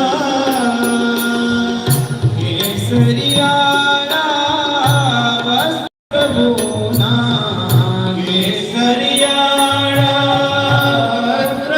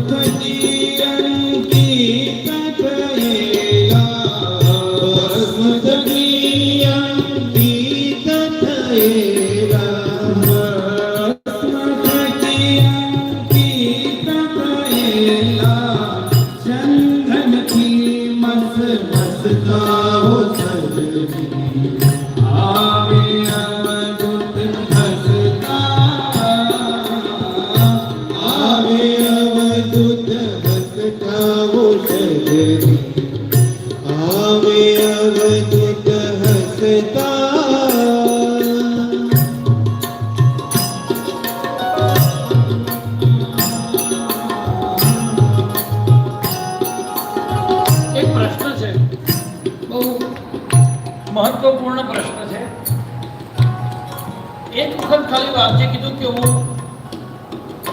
સોનીના ઘરનો ખાતો નથી અને કાયમ માટે પોતાનો ધંધો છોડી રહ્યો. આ થોડુંક ઘટિત ઘટના જેવું લાગે. આપણને કોઈ આવું કહે અને એક ક્ષણમાં આપણે બધું છોડીને એની પાછળ નીકળી પડીએ. એની પાછળ શું કારણ હોય છે? જુઓ, તમે ઘરની અંદર એક પોપટ પાળો, એમાં પાળો, પાંજરામાં પાળો. તો ધ્યાનથી સમજવા જેવી વાત છે. પોપટને પાંજરામાં પાળો તો તમે એને સમયસર ખવડાવો, એને જે ભાવતું હોય તે ખવડાવો. એટલે પોપટને પોતાના ખાવાની કોઈ ચિંતા નથી. એને બિલાડી ખાઈ જશે કે બીજું કોઈ પક્ષી એને ખાઈ જશે એવી એને ચિંતા. એ સુરક્ષિત છે તો એને ભોજન મળે છે, એને સુરક્ષા મળે છે. પણ પોપટ પાંજરામાં ખુશ રહે છે ખરો? જો એને લાગ મળે, પાંજરું ખુલ્લું હોય અને એની પાંખો બરાબર ફૂટેલી હોય, કાપી કાઢી ન હોય, તો પોપટ ઉડી જશે. હવે ઉડી જશે તો એને જમવાનું મળશે એની કોઈ ગેરંટી છે? ક્યાં મળશે? સમયસર મળશે કે કેમ? અથવા એને પોતે પ્રયત્ન કરીને ખાવાનું શોધવું પડશે. એને પોતે પ્રયત્ન કરીને પોતાના નિર્વાહનનું વ્યવસ્થા કરવી પડશે. ગમે ત્યારે કોઈ પક્ષી એના પર આક્રમણ કરે કે કોઈ બીજું કોઈ હિંસક પશુ એને મારી નાખે, મૃત્યુનો પણ ભય છે. છતાં પણ એ પોપટ પોતાની આઝાદીને, પોતાની મુક્તિને પ્રેમ કરે છે. પોપટ પોતાની મુક્તિને પ્રેમ કરે છે. એની સામે એ પોતાના જીવનને અથવા તો જીવન નિર્વાહને ગૌણ કરી દે છે. આપણે બધા આપણા ઘરની અંદર, આપણે બધા આપણા સંસારની અંદર, આપણે બધા આપણા વ્યવહારની અંદર બંધાયેલા ત્યાં સુધી છે જ્યાં સુધી આપણને પ્રેમ થયો નથી. જ્યારે જીવને ભગવાન જોડે પ્રેમ થઈ જાય છે ત્યારે એ કોઈ પણ પ્રકારનો વિચાર કરતો નથી કે મારા શરીરનું શું થશે, મને ખાવા મળશે કે નહીં, મને મારા શરીરનું રક્ષણ થશે કે નહીં, મારું નિર્વાહન કેવી રીતે થશે. જ્યારે એને ખાતરી થઈ જાય છે કે આ મહાપુરુષનો શરણ જવાથી મને ચોક્કસ મુક્તિ મળશે, આમના કયું કરવાથી ચોક્કસ મારો ઉદ્ધાર થઈ જશે, અથવા બીજી વાત, જ્યારે એવા કોઈ મહાપુરુષ સાથે પ્રેમ થઈ જાય છે ત્યારે એને મુક્તિ જોડે પ્રેમ થઈ જાય છે. અને જ્યારે એને પ્રેમ થઈ જાય છે, જ્યારે એને મુક્તિનો ભરોસો થઈ જાય છે, ત્યારે પોતાના સંસારથી, પોતાના કુટુંબથી, ત્યારે પોતાના જીવનની વ્યવસ્થાથી, પોતાના સંસારના સમાજના વ્યવહારોથી એ મુક્ત થઈ જાય છે. આ દાસ કાકાનું ચરિત્ર છે. માટે કહ્યું સદભાગી હર ગોવિંદ દાસ. અને એની સાથે સાથે મૂડી ફોઈ, જ્યારે એમના ધર્મપતિ, જ્યારે એમના પતિનું દેહાવસાન થાય છે અને ત્યારે બાપજી પોતે એમને પત્ર લખે છે, થયું ના થયું થવાનું નથી. ઘણી વખત ભાગ્યશાળી જીવ પોતાની મોહનિદ્રામાંથી ઉઠી જાય એ માટે ભગવાન એને આવા અસાધારણ ફટકા આપે છે. માટે કોઈ ભાગ્યશાળી જીવ જ પોતાની મોહનિદ્રાનો ત્યાગ કરીને કલ્યાણના પંથે પડે છે. તો અહીંયા આગળ સમાધાન એવું પ્રાપ્ત થાય છે કે જો ગુરુ મહારાજ ધારતે તો મૂડી ફોઈ વિધવા થાત નહીં, પરંતુ મૂડી ફોઈનું વૈધવ્ય થયું, એમના પતિની સદ્ધતિ થઈ. મૂડી ફોઈ કાયમ માટે માતા પિતાની સેવા કરીને નારેશ્વરમાં વાસ કરતા થયા અને એમના પતિના નિમિત્તે એમણે પૈસા આપ્યા જેથી ગુરુનામૃતનો પહેલો ભાગ જ્ઞાનકાંડ છપાયો. શ્રી ગુરુનામૃત ગ્રંથ લખાયા પછી 1 વર્ષ સુધી એમને એમ રહ્યો, છપાયો નતો. કેમ કે કોઈના ફાવે તેવા 2 નંબરના પૈસાથી આટલો પવિત્ર ગ્રંથ છપાવવો જોઈએ નહીં, એવી બાપજીની વિચારધારા. તો મૂડી કોઈના પતિના દેહાવસાન પછી એ નિમિત્તે એમણે દાન કર્યું અને એ નિમિત્તે આપેલા પૈસાથી શ્રી ગુરુનામૃત છપાયું. આવો મહાન ગ્રંથ છપાયો. પહેલો ભાગ જ્ઞાનકાંડ છપાયો, પછી કર્મકાંડ છપાયો, પછી ઉપાસનાકાંડ છપાયો. તો આ મૂડી ફોઈ ઉપર થયેલી, દાસ કાકા ઉપર થયેલી કઠોર કૃપા છે. જો ભગવાનની કૃપાના 2 સ્વરૂપ છે. એક છે ભગવાનની અનુકૂળ કૃપા, આપણે જેવું ઈચ્છે એવું થાય. અને બીજી છે કઠોર કૃપા. ભગવાનને જેવું કરાવવું હોય એવું કરાવે. જ્યારે આપણે ઈચ્છીએ એવું થાય. એ કૃપાનો અનુભવ બધા જ કરતા હોય છે અને કૃપા લગભગ બધા પર જ થતી હોય છે. પણ એ કૃપા બધા પર થતી હોય છે, પણ ભગવાનની કઠોર કૃપા કોના ઉપર થાય છે? જે ભગવાનના દાસ છે એના ઉપર થાય છે. ભગવાનની કઠોર કૃપા કોના ઉપર થાય છે? જે ભગવાનનો ખાસ છે એના ઉપર થાય છે. એટલે જ્યારે આપણા જીવનની અંદર વિપત્તિ આવે અને જો આપણે ભજન કરીએ છીએ તો એ વખતે એવો અનુભવ થવો જોઈએ કે આ ભગવાનની કઠોર કૃપા છે અને કૃપાની પાછળ ભગવાનની બહુ વિશિષ્ટ યોજના છે. અને માટે મોડી ગાય છે, જટાશીર પર સુંદર શોભે, જટાશીર પર સુંદર શોભે, જટાશીર પર સુંદર શોભે, કાંદે ઉપવિત ધરકાઓ સજે, આવે અવધૂત હસતા, આવે અવધૂત હસતા સજરી, આવે અવધૂત હસતા. શિષ્ય કહે પ્રભુ અવધૂત ના ગુણ, શિષ્ય કહે પ્રભુ અવધૂત ના ગુણ, શિષ્ય કહે પ્રભુ અવધૂત ના ગુણ, સ્મરતા જમદૂત ધરતા સજરી, આવે અવધૂત હસતા, આવે અવધૂત હસતા સજરી, આવે અવધૂત હસતા. ચંદનથી હસતા સજરી, આવે અવધૂત હસતા. અભયદંડ કર ધર્મા સજરી, આવે અવધૂત હસતા, આવે અવધૂત હસતા. શિષ્ય કહે પ્રભુ અવધૂત ના ગુણ, સુણતા જમદૂત ડરતા. આ એ વ્યક્તિ લખી રહી છે કે જે ગુરુ મહારાજના શરણે છે ને ભરયુવાનીમાં વૈધવ્યને પ્રાપ્ત થઈ છે. તો એમના હૃદયમાં દૃઢ વિશ્વાસ છે કે મારા પતિનું અવસાન થયું છે, એમાં પણ ભગવાનની એક વિશિષ્ટ યોજના છે. એને પણ એક કૃપા તરીકે અનુભવ કરી રહી છે. એ જ વ્યક્તિ બાપજીની આરતી લખે અને એની જ આરતી વર્ષો સુધી પરિવારમાં, જ્યાં સુધી અવધૂત પરિવાર છે, જ્યાં સુધી નારેશ્વર છે, ત્યાં સુધી મૂળીભોની આરતી ગવાશે અને ત્યાં સુધી આ બધા ચરિત્રો અમર છે. આ બધા ચરિત્રો અમર છે. જ્યારે રૂકમિણી બાનું શરીર છૂટ્યું તો માજી બાપજીને કહે છે,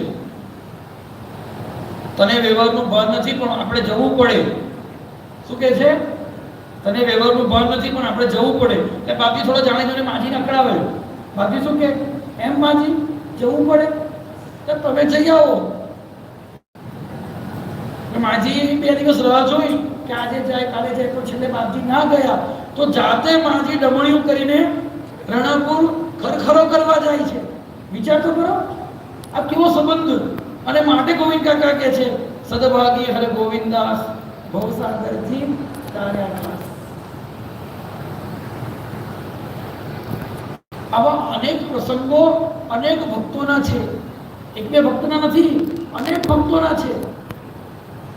ગુરુ મહારાજની સેવાની અંદર રહેલા ભક્તો પોતાના શરીર ઉપર આવેલી આપત્તિને, પોતાના શરીર ઉપર આવેલી વિપત્તિની દરકાર રાખ્યા વગર સેવા કરે.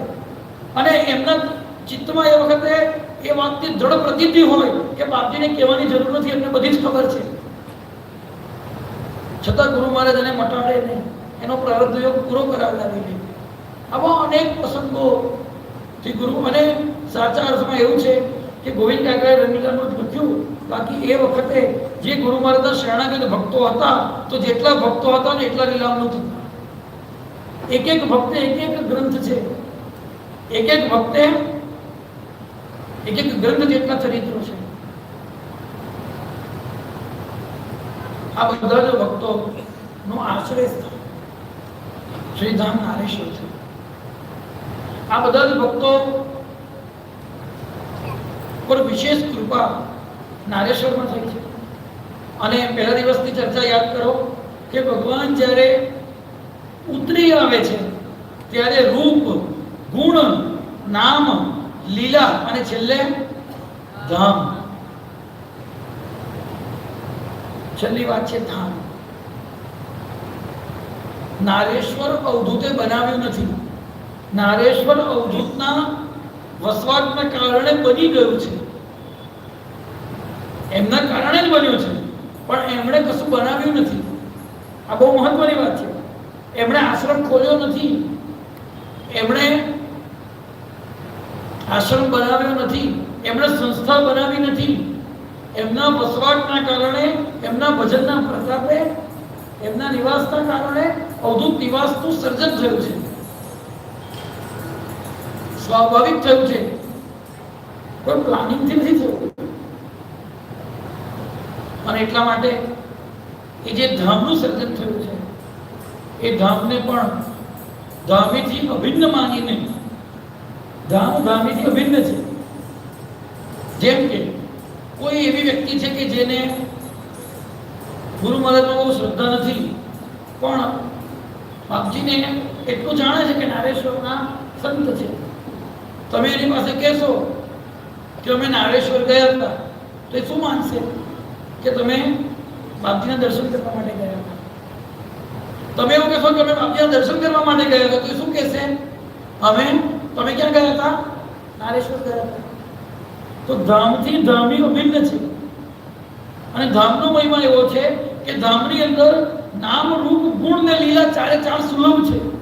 અને ચર્ચા આપણે એક વખત કરી ચૂક્યા છે. જેમ કે તમે કરજણની અંદર ફરવા નીકળો, કે ભરૂચમાં ફરવા નીકળો, કે વડોદરામાં નીકળો, તો તમને આપણા પરિવારના ભક્તો હોય અથવા તો જે જાણતા હોય કે તમે અવધૂત પરિવારના છો, એટલા જ લોકો તમને ગુરુદેવ તરીકે કહે. પણ તમે નારેશ્વર જેવા આવો, તમને ઓળખતા હોય કે ના ઓળખતા હોય, તમારી સામે જે પણ કોઈ વ્યક્તિ આવે તે શું કહે? ગુરુદેવ. તો ધામમાં નામ સુલભ છે. તમે શહેરમાં, ગામમાં જ્યાં પણ ફરવા જાઓ ત્યાં આગળ અનેક પ્રકારની વસ્તુઓ દેખાય, પણ તમે ધામમાં જાઓ તો જેનું ધામ છે એનું સ્વરૂપ, એના ચિત્ર બધે જ લાગેલા હોય. ધામમાં રૂપ પણ સુલભ છે. મંગળાના દર્શન અલગ, શણગારના દર્શન અલગ, ભિક્ષા પછીના દર્શન અલગ, સાંજના દર્શન અલગ, શયનના દર્શન અલગ. આવું આપણે માનીએ છીએ, પણ ગુરુ મહારાજ તો પ્રત્યેક ક્ષણે નૂતન દર્શન આપે છે. તો રૂપ સુલભ છે. સવાર સાંજ આપણે ક્રમમાં જોડાઈએ, એમના ગુણ ગઈએ તો ગુણ ભજન સુલભ છે. કોઈ પ્રેમી ભક્ત મળી જાય અને આપણને સાંભળવી ના હોય તો પરાણે પકડીને બાપજીની એકની લીલા કહી દે. એક વખત આવું થયું, એક વખત આવું થયું, તો બાપજી આવું કર્યું, બાપજી આવું કર્યું. તો આવા પ્રેમી ભક્તો છે પરિવારના. રંગપ્રસાદ કાકાને તમે મળો તો તમે એમની પાસે ઉભા હો, તમે કંઈ પણ વાત કરતા હો, એ તમારી વાત ઉડાડીને બાપજીની જ કોઈ બે વાત કહી દે.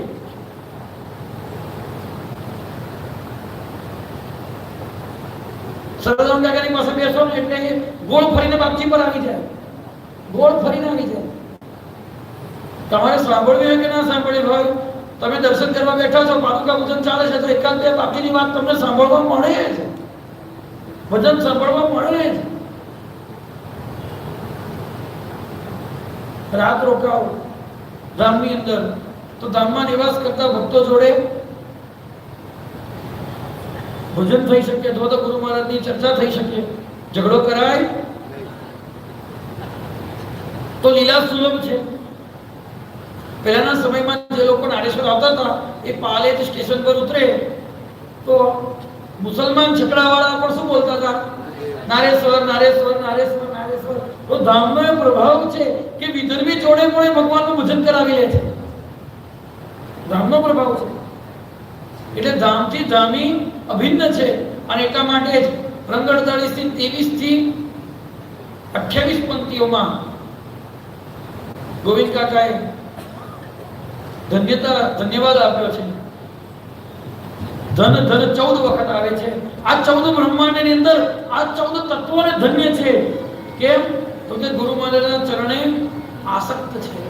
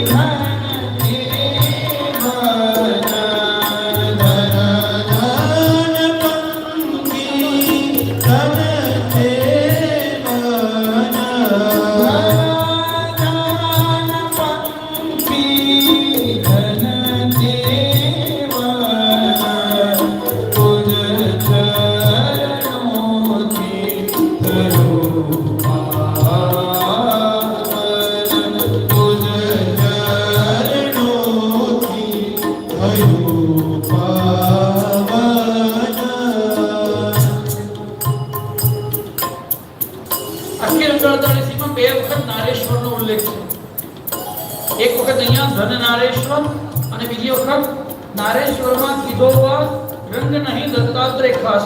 બે વખત નારેશ્વર શબ્દ આવે. બે વખત શા માટે? બે વખત એટલા માટે કારણ કે ગુરુ મહારાજ પહેલા નારેશ્વરમાં તપ કરવા માટે આવ્યા હતા. કાયમ રહેવાના નહોતા. જ્યારે દાસ કાકાએ કીધું કે ઝૂંપડી બનાવીએ તો બાપે કીધું કે દાસ મારે તો મારું અનુષ્ઠાન કરવું છે. શું કરવા ખોટી વધારે મહેનત કરવાની જરૂર? દાસ કાકાએ પાછું એવું કર્યું કે બાપજી તમારા ગયા પછી બીજા કોઈ સાધુને કામમાં લાગશે. તો શરૂઆતમાં તો બાપજી એમનું અનુષ્ઠાન કરવા માટે આવ્યા હતા. બાપજી લખે છે લોકોને કોરલ જેવી કૈલાસપુરી ઊભી કરવી છે, માલસર જેવું મોટું ધામ બનાવવું છે. પત્રમાં લખે છે અને મારે મારો સ્મશાન વાસ તો આનંદ લૂંટવો છે. મારું ને લોકોનું બને તેમ નથી. લોકો એમનું કામ કરે પહેલા હું મારું કામ કરી લઉં. તો પહેલા તપ કરવા માટે આવ્યા અને પછી નારાયણ નિમિત્તે નારેશ્વર વસિયા અમર સ્મૃતિ કરી રંગે માતૃશૈલ રચ્યા. માજીને નિમિત્ત કરીને બાપજીએ નારેશ્વરમાં નિવાસ કર્યો છે. એટલે અહીંયા આગળ છુપી રીતે ગોવિંદ કાકાએ માજીનો પણ ઈશારો કર્યો છે. નારેશ્વરમાં કીધો વાસ કર્યો. હવે પહેલા વાસ નતો કર્યો, પહેલા તો તપ કર્યું, પણ હવે તો જ્યાં સુધી વાસ કર્યો નથી ત્યાં સુધી સાધક અવધૂત છે અને વાસ કર્યા પછી સિદ્ધ અવસ્થા છે. વાસ નતો કર્યો ત્યાં સુધી બાપજીનું પૂર્વાર્ધ ચરિત્ર છે. નારેશ્વરમાં નિવાસ કર્યા પછી ઉત્તરાર્ધની શરૂઆત થાય. બે વખત નારેશ્વર શબ્દ આવે છે. નારેશ્વરમાં કીધો વાસ રંગ નહીં દત્તાત્રેય ખાસ.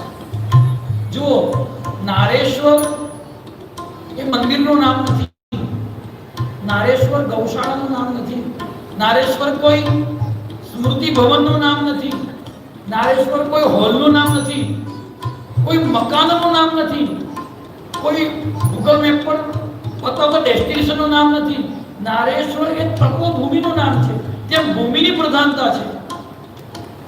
જ્યાં ગુરુ મહારાજે તપ કર્યું એ ભૂમિની પ્રધાનતા છે. નારેશ્વર ભૂમિની પ્રધાનતા છે. ગોવિંદ કાકાએ નારેશ્વર માટે, મારી વાત નથી કરી રહ્યો, ગોવિંદ કાકાના શબ્દથી કહી રહ્યો છું, ચારને નારેશ્વરનો આધાર માને છે. નારેશ્વર ધામમાં ચાર તત્વોને નારેશ્વર સ્થાનનો આધાર માન્યા છે ગોવિંદ કાકા. ધન નારેશ્વર પહેલું. અચ્છા, બહુ મજાની વાત કે નારેશ્વર મહાદેવનું નામ છે. તો સ્વતંત્ર રીતે ગોવિંદ કાકા કહે છે નારેશ્વર મહાદેવ તમને ધન્ય છે કે તમે બાપજીને ખેંચી લાવ્યા. અને બીજો અર્થ કે બાપજીના આપવાથી નારેશ્વર મહાદેવ ધન્ય થઈ ગયા. બાકી કોણ ત્યાં જતું હતું? ધન નારેશ્વર દ્વિઅર્થી છે. નારેશ્વર મહાદેવ ધન્ય છે કે ગુરુ મહારાજ તમારા કારણે અહીંયા આવ્યા, અને ધન્ય છે ગુરુ મહારાજ કે જેમણે નારેશ્વર મહાદેવને જાગૃત કર્યા. જેમના કારણે નારેશ્વર મહાદેવ ઓળખાયા. ધનનારેશ્વર રેવા તીર ધન્ય છે કે જ્યાં જે રેવાના આકર્ષણે ગુરુ મહારાજ ખેંચાઈને આવ્યા. પરંતુ હવે ગુરુ મહારાજના કારણે લોકો રેવા તટમાં સ્નાન કરે છે, માટે રેવાજીને ધન્ય છે. નારેશ્વરની અસ્મિતા ચારના કારણે છે. જો આ ચાર ન હોય તો નારેશ્વર નારેશ્વર નથી. ઘણા કહે છે સારું છે કે નારેશ્વરને ફોલો કરવું એ કઈ ખોટી વસ્તુ નથી, ઉત્તમ છે કે નારેશ્વર જેવું મંદિર હોય, નારેશ્વર જેવો નિત્યક્રમ હોય, નારેશ્વર જેવી ગુફા હોય, નારેશ્વર જેવી ભગવાનની અર્ચક પ્રતિમા હોય, બહુ સારી વાત છે. પણ હું બહુ નમ્રતાપૂર્વક નિવેદન કરું, મારી વાતની પાછળ રહેલા સાતત્યને સમજો. નારેશ્વર નારેશ્વર છે. એક વ્યક્તિ કીધું કે ભાઈ આપણે અમેરિકામાં નારેશ્વરનું નિર્માણ કરીએ, બધું જ નારેશ્વર જેવું કરીએ, પણ નર્મદા ક્યાં લેવા જશો?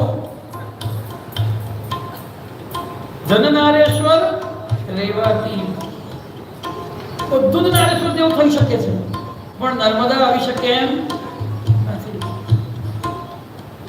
અચ્છા, ધનનારેશ્વર રેવાતી ધન જ્યાં વાસ કરે મુનિજી. અહીંયા પણ બે અર્થ કરી શકાય. પહેલો તો બાપજી માટે કે ધન્ય છે આ જંગલને, ધન્ય છે નારેશ્વરને કે જ્યાં આવા ધીર મુનિ વાસ કરી રહ્યા છે. જે સાત ગામનું સ્મશાન હતું, જ્યાં દિવસે જતા લોકો ગભરાતા હતા, આજે ત્યાં લોકો આવવામાં ધન્યતા અનુભવે છે. જગતના વ્યવહારના ક્રમનું અતિક્રમણ થઈ ગયું, ઉલટો ક્રમ થઈ ગયો. સ્મશાનમાં જઈને સ્નાન કરવું પડે, અહીંયા સ્નાન કરીને આવવાનું છે, ઊંધું થઈ ગયું. આપણે સ્મશાન જઈએ તો સ્નાન કરીને ઘેર જઈએ, જ્યારે અહીંયા પહેલા સ્નાન પછી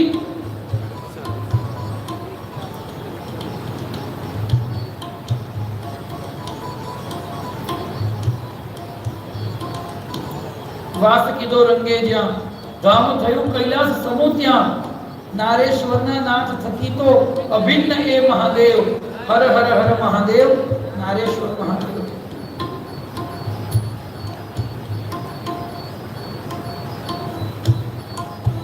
નારેશ્વર નર્મદાના કારણે છે. ધન્ય છે એ ગુરુ મહારાજને કે જેમણે મહાદેવ અને રેવાની વચ્ચે બેસીને તપ કર્યું. ધનનારેશ્વર રેવા તીર, એને ક્યાં વાસ કર્યો? ધન જ્યાં વાસ કરે મુનિ ધીર, એ બેની વચ્ચે. આ મુનિ કેવા છે? ધીર છે.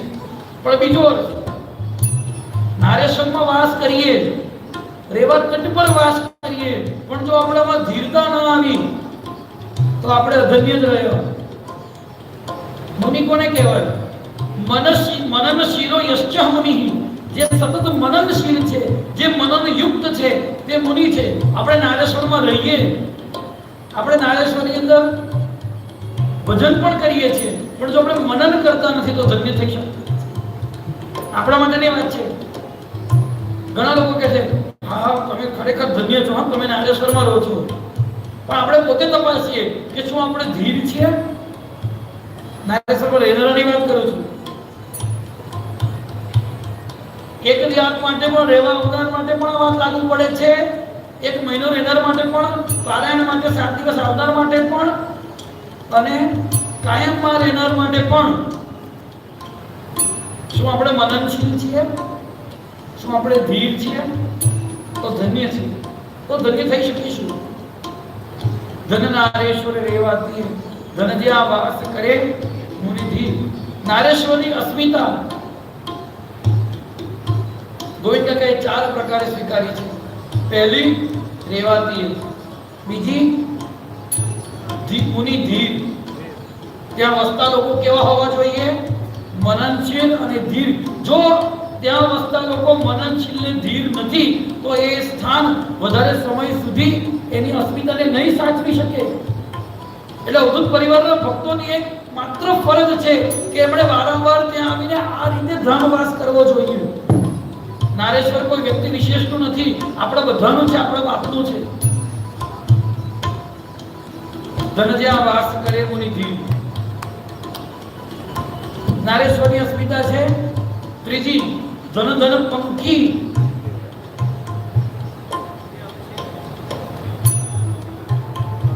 ઘણી વખત મેં આગળના સત્સંગોમાં એક બુલબુલની વાત કરી છે, સાંભળી છે ને બધા? હમણાં એ દેખાતી નથી. કેમ ખબર છે? અત્યારે એને બહુ સારી રીતે મળી રહે છે એટલે ઉપરથી દર્શન કરે છે. આવે તો છે પણ નીચે નથી આવતી.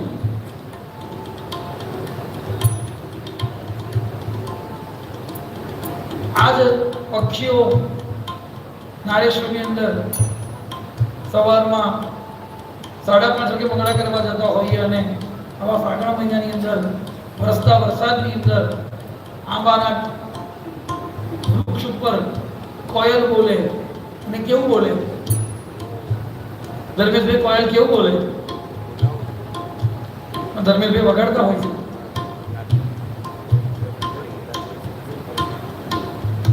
એ કોયલ જે બોલી રહી છે એની અંદર પણ અવધૂતને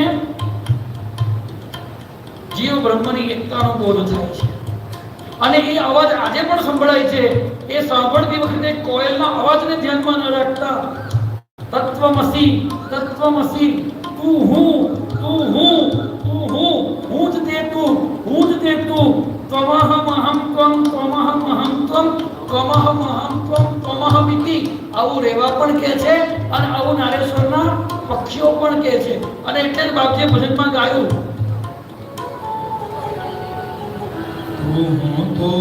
કોયલની પોકાર હરી હરી રટના રે.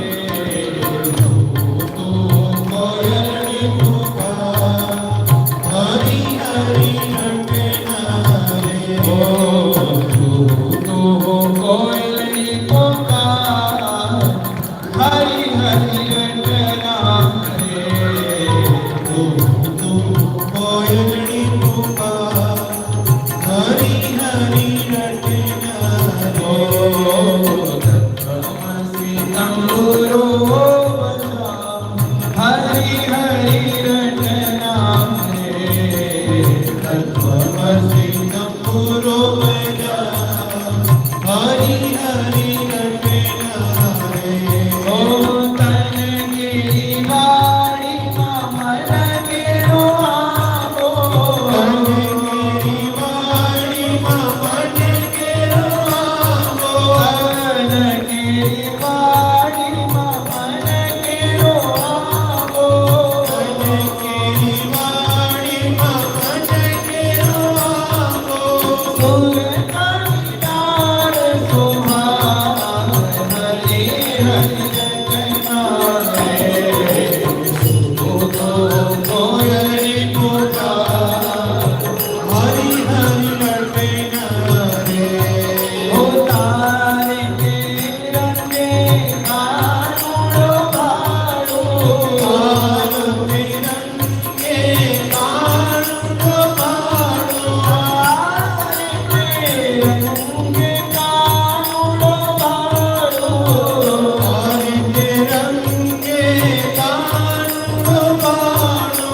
મીઠી મીઠી મોરલી સુના હરી હરી રટના રે. કોયલની પોકાર હરી હરી રટના રે.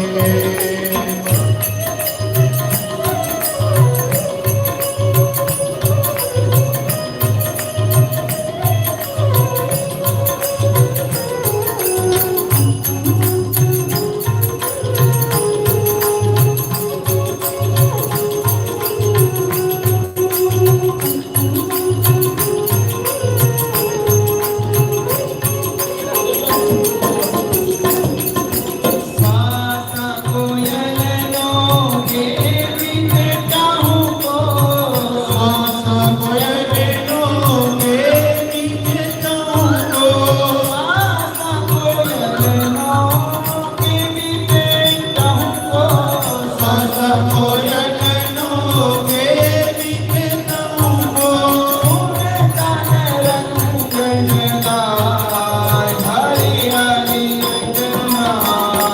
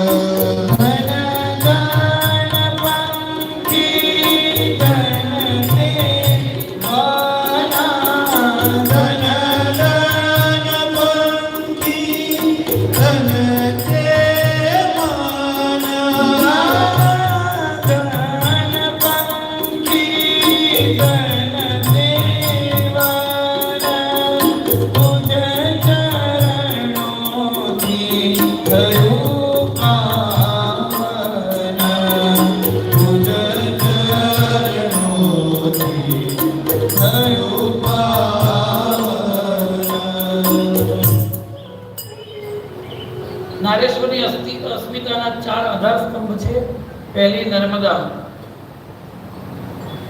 બીજું મુનિ ધીર, ત્રીજું પંખી. ગોવિંદ કાકાએ દર્શન કર્યું છે ગુરુ મહારાજનું. ચારે બાજુ પંખીઓ નાચે કરતા શોર, કેકારવ ઘડી ઘડી કરે, લીમડા ઉપર મોર, લીમડાની કોઈ ડાળ પર લટકી રહ્યા છે સાપ, નિરખી નિરખી રંગને છાયે પાવન આપ. કાચીડા ખિસકોલીઓ અવધૂત આગળ આમ, દોડમ દોડ કરી મૂકે ખેલંતા અવિરામ. મોર સર્પ સાથે રમે, ભૂલી સહજ નિજ વેર, અવધૂતના દરબારમાં સૌને લીલા લે. આ નારેશ્વરની અસ્મિતા છે પક્ષીઓ. પણ પક્ષીઓ ક્યારે રહેશે? પક્ષીઓ ક્યારે રહેશે? જ્યારે વન હશે તો. એટલે ધન નારેશ્વર રેવા તીર, ધન જ્યાં વાસ કરે મુનિ ધીર, ધન ધન પંખી, ધન તે વન. જ્યારે સઘન વૃક્ષ લતાઓ હશે, જ્યારે લતા મંડપો હશે, જ્યારે જમીન ઉપર અજાયબી છે નારેશ્વરની આ કે ઉપર જનારા વૃક્ષો નીચે આવી રહ્યા છે, અવધૂતની ઉપર છત્રી ધરી રહ્યા છે. એ વૃક્ષોને આપણે સાચવવાના છે અને વૃક્ષોને વધારે વાવવાના છે. કોણ શું કરે છે તેની ચિંતામાં આપણે પડવાનું નથી, પણ આપણા તરફથી આપણા જન્મદિવસે ધામની અંદર વૃક્ષ વાવવા જોઈએ. અને વાવવા જોઈએ એટલે એવું નહીં કે આપણે વાવ્યું પછી વાંદરો ખેંચી કાઢે. એની રક્ષા થવી જોઈએ. જો વન હશે તો પક્ષીઓ હશે, જો વન હશે તો રેવા બચીને રહેશે. કારણ કે ઝાડના મૂળમાં જે પાણીનો સંગ્રહ થાય છે એ જ પાણીના પ્રવાહથી 12 મહિના નર્મદા ભરેલી રહે છે. નર્મદાને 12 નદી કહી છે. કેમ કે નર્મદા તટ ઉપર આવેલા જંગલોમાં વરસાદ પડે છે અને વરસાદ પડવાના કારણે એ મૂળમાં પાણીનો સંચય થાય છે અને ગરમીના દિવસોમાં, શિયાળાના દિવસોમાં એ પાણીનું ઝરણ વહેતું રહે છે. એટલા માટે નર્મદા 12 મહિના ભરેલી રહે છે. આ 4 નારેશ્વરના આધાર સ્તંભ હું નથી કહેતો, ગોવિંદ કાકાએ માન્યા છે, ગોવિંદ કાકાની કલમે લખાયા છે. અને જ્યારે આ 4 આધાર સ્તંભો સુદૃઢ છે, સુરક્ષિત છે, ત્યારે એ ધામ આપણને પ્યારું લાગે છે. અને ત્યારે ભક્તો એ નારેશ્વર સ્થાન માટે સ્થાન વંદના કરતા, ધામ વંદના કરતા, ધામના ગુણગાન કરતા, ધામની સ્તુતિ કરતા, ધામ મહિમાના ભજનો પાછી બોલ્યા છે. મારા માટે તો લખાયું પણ સ્થાન માટે લખાશે. આવું ગુરુ મહારાજ બોલ્યા છે. અવધૂત માટે તો લખાયું, સ્થાન માટે લખાશે. સ્થાન માટે પણ લખાયું. આપણે બધા કહીએ છીએ રેવા મૈયાને તીરે પેલું નારેશ્વર ધામ, લાગે પ્યારો પ્યારો મને પાંડુરંગ નામ. રેવા મૈયાને તીરે પેલું નારેશ્વર ધામ, લાગે પ્યારો પ્યારો મને પાંડુરંગ નામ. રેવા મૈયાને તીરે પેલું નારેશ્વર ધામ, લાગે પ્યારો રેવા મૈયાને તીરે પેલું નારેશ્વર ધામ, લાગે પ્યારો પ્યારો મને પાંડુરંગ નામ. એના દર્શનથી દુખીઓના દુઃખો ટળે, એના દર્શનથી દુખીઓના દુઃખો ટળે. એની જન્મોના પાપો ટળે, એની દ્રષ્ટિથી જન્મોના પાપો ટળે.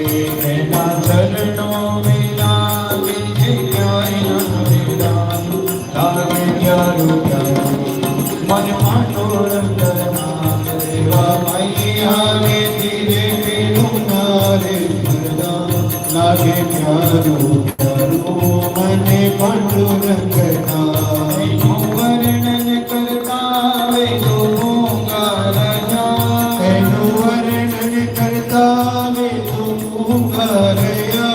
નીતિ નીતિ સદાય ઉચારી ગયા, નીતિ નીતિ સદાય ઉચારી ગયા. અવધૂતના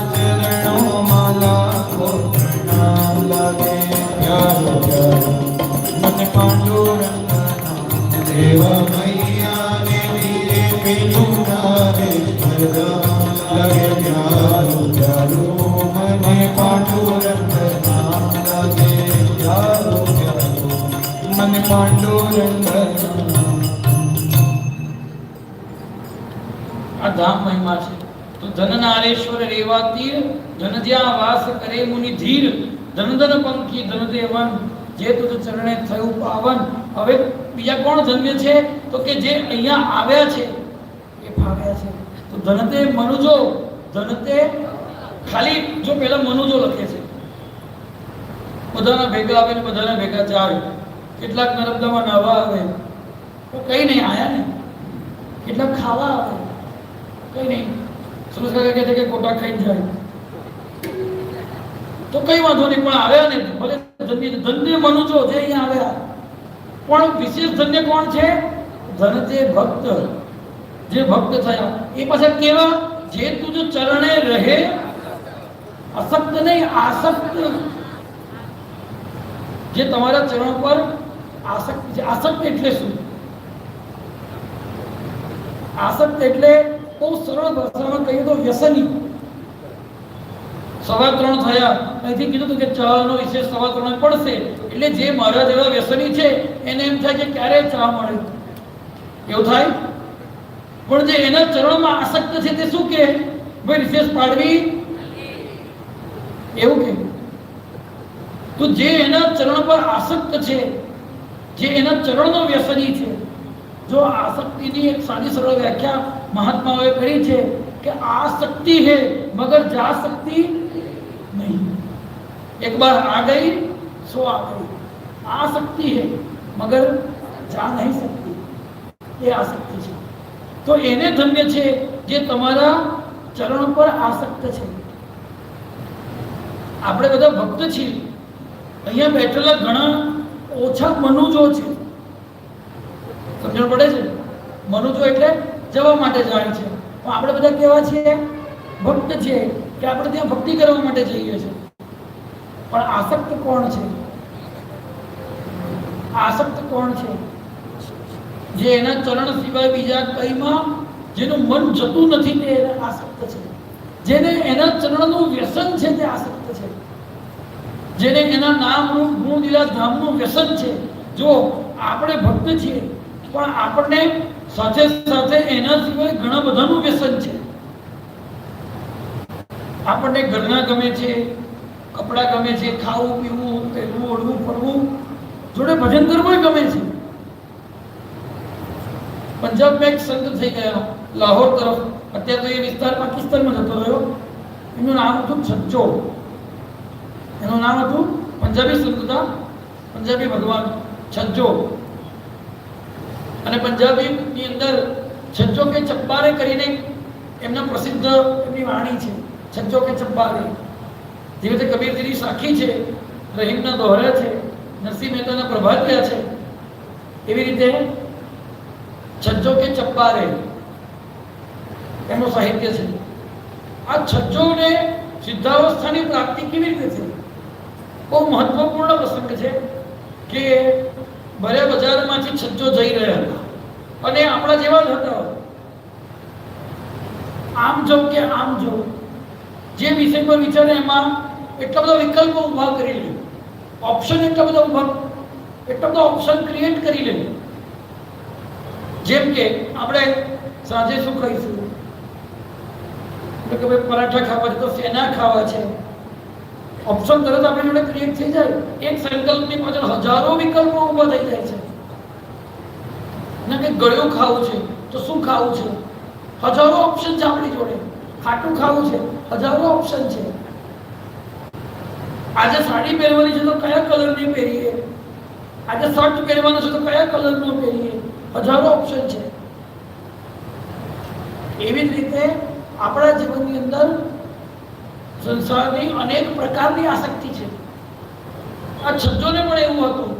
એમના જીવનની અંદર અનેક પ્રકારના દ્વંદ્વ હતા અને નિશ્ચયાત્મક મતિ ધારણ કરી શકતા હતા કે શું કરવું.